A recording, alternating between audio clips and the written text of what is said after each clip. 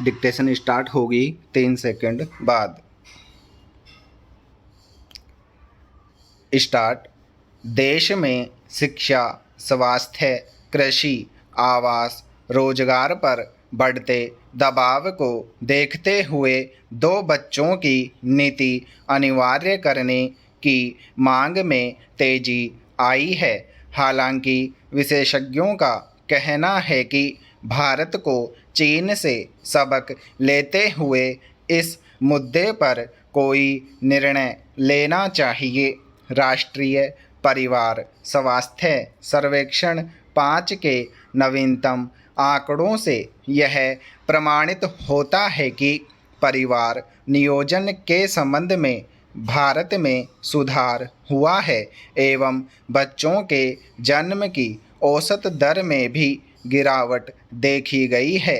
विशेषज्ञों का कहना है कि इससे यह साबित होता है कि देश की आबादी स्थिर है एवं जनसंख्या विस्फोट का डर एवं 2 बच्चों की अनिवार्य नीति गुमराह करने वाली है। इसके साथ ही यह विषय इसलिए भी चर्चा का मुद्दा बन जाता है कि भारत जैसे देश के लिए 2 बच्चों की नीति अपनाना किस हद तक तार्किक है एवं इस संबंध में भारत को चीन से क्या सीख लेनी चाहिए।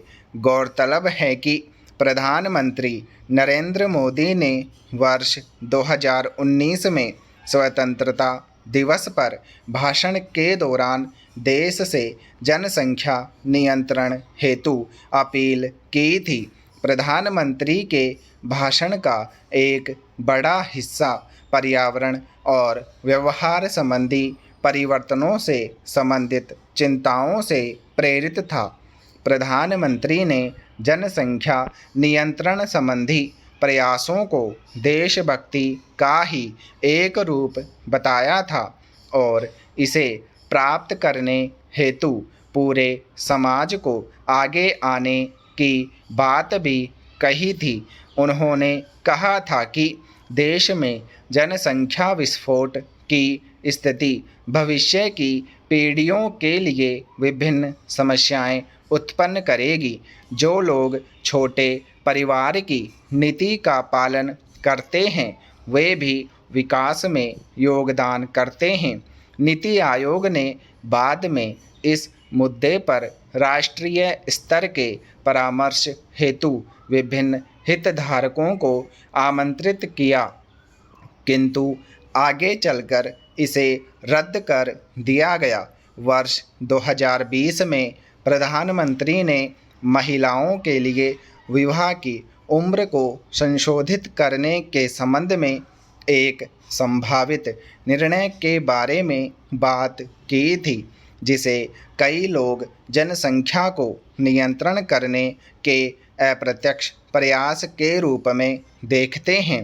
राष्ट्रीय परिवार स्वास्थ्य सर्वेक्षण 5 रिपोर्ट का पहला भाग, जिसे कुछ समय पूर्व ही सार्वजनिक किया गया था, 17 राज्यों और 5 केंद्र शासित प्रदेशों के आंकड़ों को दर्शाता है।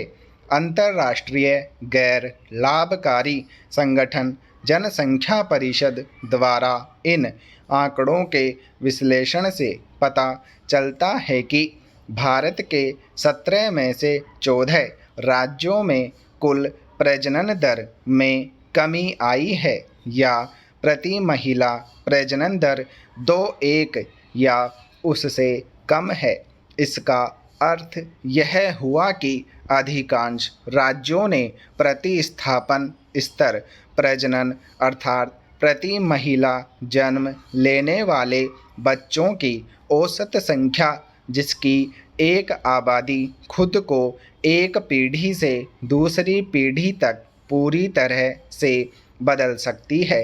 यह डेटा दर्शाता है कि 2 बच्चे से संबंधित धारणा गलत और मिथक है। हालांकि परिवार स्वास्थ्य कार्यक्रम व्यक्तियों के अधिकार और सम्मान को बनाए रखने हेतु आवश्यक है।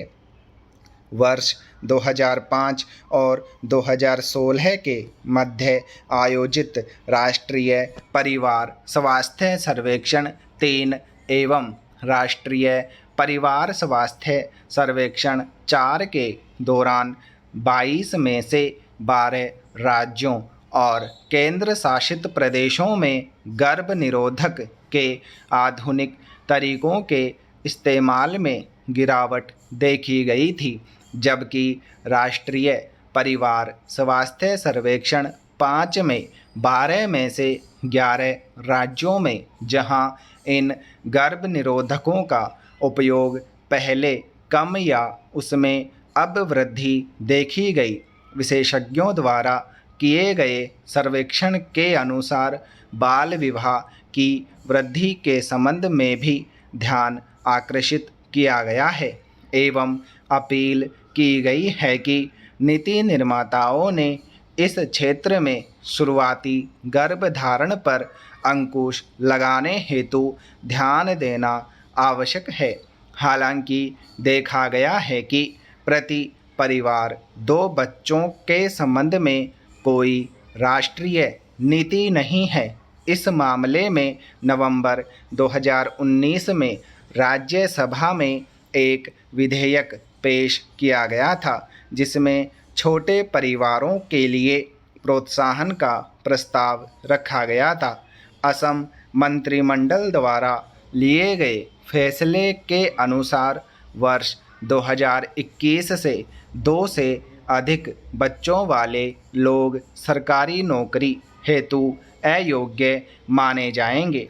सरकारी नौकरियों के मामले में जिन उम्मीदवारों के 2 से अधिक बच्चे होंगे वे नियुक्ति के पात्र नहीं होंगे। राजस्थान पंचायती राज अधिनियम 1994 के अनुसार यदि किसी व्यक्ति के 2 से अधिक बच्चे हैं तो उसे ग्राम पंचायत या वार्ड सदस्य के रूप में चुनाव लड़ने के लिए अयोग्य घोषित किया जाएगा। हालांकि पिछली सरकार ने विकलांग बच्चे के मामले में 2 बच्चों संबंधी मानदंड में ढील दी थी।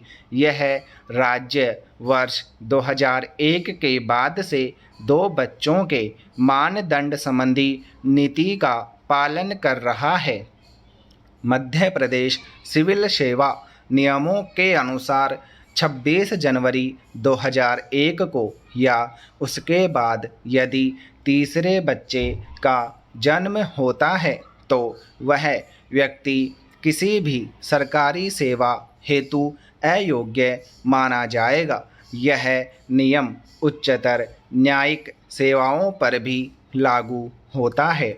मध्य प्रदेश ने वर्ष 2005 तक स्थानीय निकाय चुनावों के उम्मीदवारों के लिए 2 बच्चों के आदर्श का पालन किया, परंतु व्यावहारिक रूप से आपत्तियां आने के बाद इसे बंद कर दिया गया। हालांकि विधानसभा और संसदीय चुनावों में ऐसा नियम लागू नहीं था।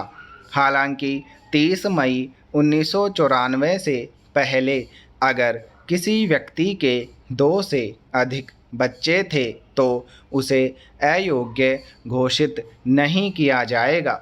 आंध्र प्रदेश पंचायत राज अधिनियम 1994 में समान खंड आंध्र प्रदेश के लिए भी लागू होता है, जहां 2 से अधिक बच्चे वाले व्यक्ति को चुनाव लड़ने के अयोग्य घोषित किया जाएगा।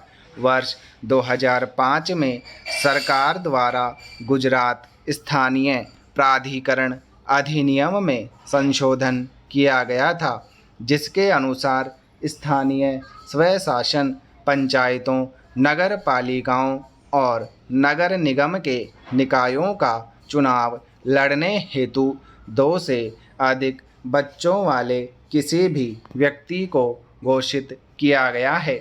महाराष्ट्र जिला परिषद और पंचायत समिति अधिनियम स्थानीय निगम चुनाव लड़ने के लिए 2 से अधिक बच्चों वाले व्यक्ति को अयोग्य घोषित किया जाएगा। स्टॉप।